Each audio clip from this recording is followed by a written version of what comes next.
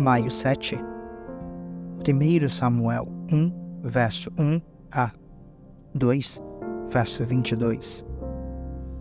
Havia um homem chamado Eucana, que vivia em Ramá, na região de Zufé, na região montanhosa de Efraim. Era filho de Jeroão, filho de Eliú, filho de Tou, filho de Zufi, de Efraim. Eucana tinha 2 esposas. A primeira se chamava Ana e a segunda, Penina. Penina tinha filhos. Ana, porém, não os tinha. Todos os anos, Eucana subia de sua cidade até Siló para adorar o Senhor dos Exércitos e oferecer sacrifícios a ele. Nesse tempo, os sacerdotes do Senhor eram Ofni e Finéias, os 2 filhos de Eli. Quando Eucana apresentava seu sacrifício, dava porções de carne à sua esposa Penina e a cada um dos filhos e filhas dela. A Ana, porém, dava uma porção especial, porque a amava, apesar de o Senhor não lhe ter dado filhos. E sua rival a provocava e zombava dela, porque o Senhor não lhe tinha dado filhos. Todos os anos era a mesma coisa. Penina provocava Ana quando iam à casa do Senhor, e a cada vez Ana chorava muito e ficava sem comer.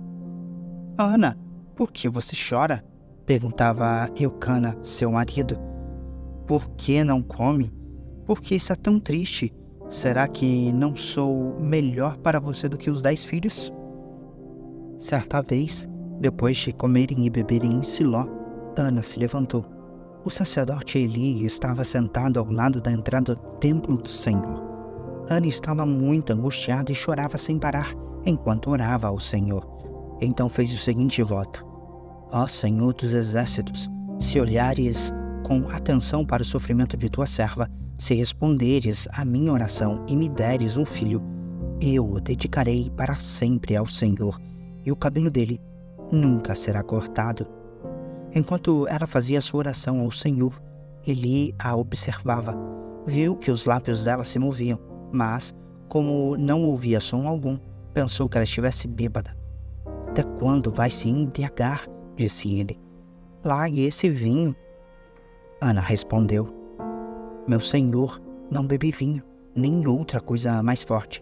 Eu estava derramando meu coração diante do Senhor, pois sou uma mulher profundamente triste. Não pense que sou uma mulher sem caráter. Estava apenas orando por causa de minha grande angústia e aflição. Nesse caso, vá em paz, disse Eli, que o Deus de Israel lhe conceda o que você pediu. Muito obrigada, exclamou ela. Então Ana voltou e começou a se alimentar novamente, e seu rosto já não estava triste. Na manhã seguinte, a família toda se levantou bem cedo e foi adorar o Senhor novamente. Depois, voltaram para casa em Ramá. Eucana teve relações com Ana e o Senhor se lembrou dela. No devido tempo, Ana engravidou e teve um filho. Ela lhe deu o nome de Samuel e disse: Eu o pedi ao Senhor. No ano seguinte, Eucana e sua família fizeram a viagem anual para oferecer sacrifícios ao Senhor e cumprir seu voto. Ana, porém, não foi. Vamos esperar até o menino ser desmamado, disse ela ao marido. Então o levarei ao Senhor e o deixarei lá para sempre. Faça como lhe parecer melhor, respondeu Eucana. Fica aqui até ele desmamar, e que o Senhor a ajude a cumprir sua promessa. Então ela ficou em casa e cuidou de seu filho até desmamá-lo. Quando o menino foi desmamado, Ana o levou à casa do Senhor em Siló, embora ele ainda fosse pequeno. Também levou um novilho de 3 anos para o sacrifício, um cesto de farinha e uma vasilha de couro cheia de vinho. Depois que sacrificaram o novilho, levaram o menino a Eli, e Ana lhe disse: Com certeza o Senhor se lembra de mim. Sou a mulher que esteve aqui anos atrás, orando ao Senhor. Pedi ao Senhor que me desse esse menino, e o Senhor atendeu o meu pedido. Agora eu o dedico ao Senhor. por toda a sua vida. Ele pertencerá ao Senhor.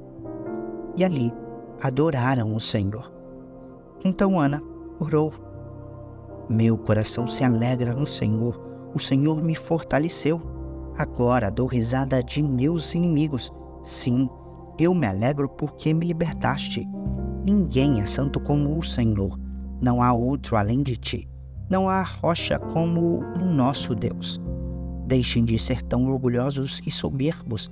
Não falem com tamanha arrogância, pois o Senhor é um Deus que tudo sabe. Ele julgará as nações de todos. O arco dos poderosos foi quebrado, e os que tropeçavam agora estão firmes. Os que tinham fartura de comida agora passam fome, e os que passavam fome estão saciados. A mulher que não tinha filhos agora tem 7, e a que tinha muitos desfalece. O Senhor tira a vida e dá a vida, faz descer a sepultura e de lá faz subir. O Senhor empobrece alguns e enriquece outros, humilha e também exalta, levanta o pobre do pó e do monte de cinzas, tira o necessitado, coloca-os entre os príncipes e os faz sentar em lugares de honra. Ao Senhor pertencem os alicerces da terra, e sobre eles firmou o mundo. Ele protegerá os fiéis, mas os perversos desaparecerão nas trevas, pois ninguém vencerá só pela força. Os que lutam contra o Senhor serão despedaçados. Do céu, ele troveja contra eles. O Senhor julga em toda a terra. Ele dá poder a seu rei, concede força ao seu ungido. Então, Eucana voltou para casa em Ramá, e o menino servia ao Senhor, ajudando o sacerdote Eli. Os filhos de Eli eram homens perversos que não tinham nenhuma consideração pelo Senhor, nem por seus deveres de sacerdotes. Cada vez que alguém oferecia um sacrifício, vinha um servo do sacerdote com um garfo grande, de 3 dentes. Enquanto a carne do animal sacrificado ainda estava cozinhando, o servo colocava o garfo na panela, no tacho ou no caldeirão e exigia que tudo que viesse com o garfo fosse entregue aos filhos de Eli. Assim, eles tratavam todos os israelitas que iam adorar em Siló. Às vezes, o servo chegava antes mesmo que a gordura do animal fosse queimada no altar, exigindo: não dê a carne cozida, mas sim a carne crua, para que o sacerdote a asse. Se o homem que oferecia o sacrifício dizia: leve quando quiser, mas antes é preciso queimar a gordura, o servo retrucava: não, entregue a carne agora, ou eu a tomarei à força. O pecado desses homens era muito sério aos olhos do Senhor, pois eles tratavam com desprezo as ofertas para o Senhor. Samuel, porém, embora ainda fosse apenas um menino, servia ao Senhor. Ele usava uma veste de linho semelhante à do sacerdote. Cada ano, sua mãe lhe fazia uma pequena túnica e a levava quando ia com o marido oferecer o sacrifício anual. Antes de Eucana e sua esposa voltarem para casa, Eli os abençoava e dizia: que o Senhor lhes dê outros filhos em lugar deste que foi dedicado ao Senhor. E o Senhor abençoou Ana, e ela engravidou e deu à luz 3 filhos e 2 filhas.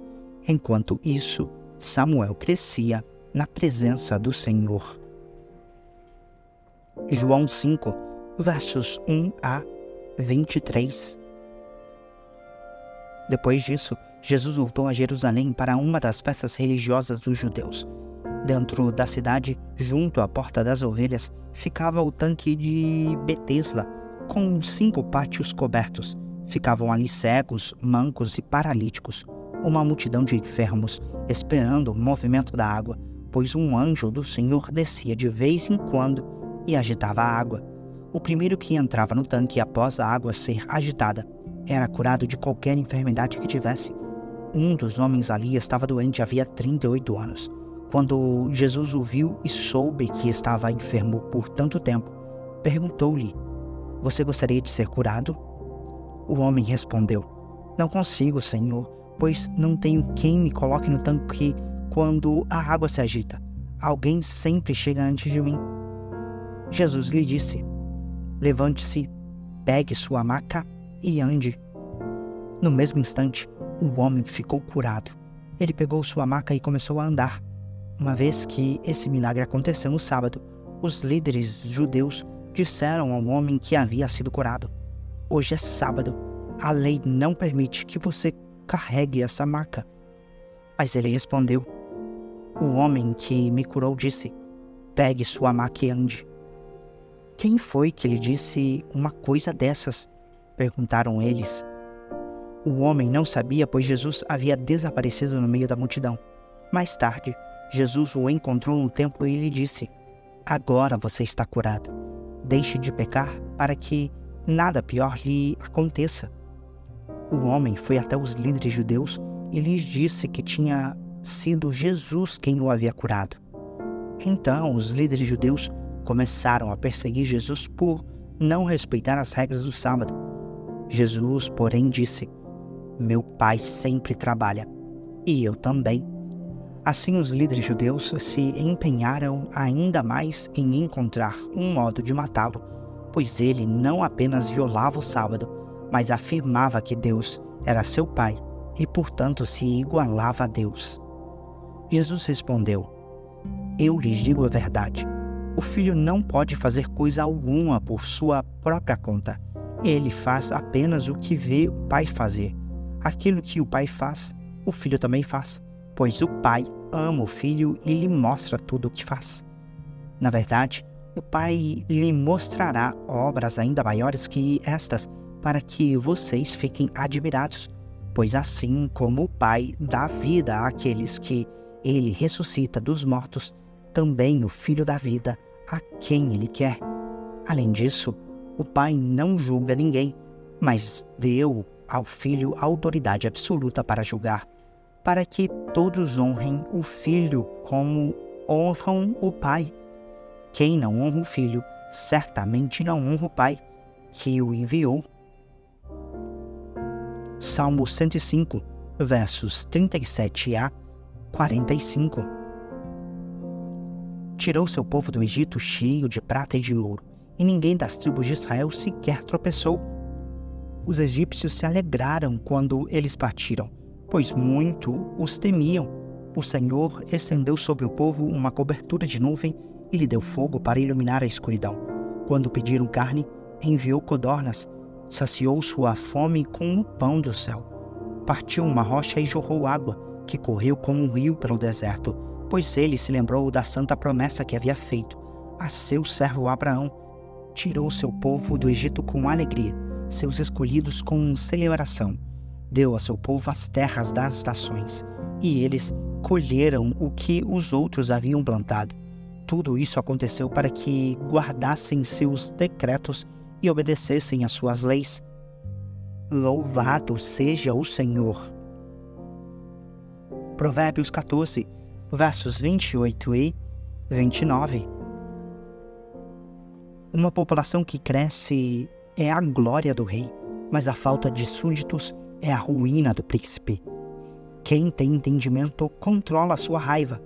Quem se ira facilmente demonstra grande insensatez.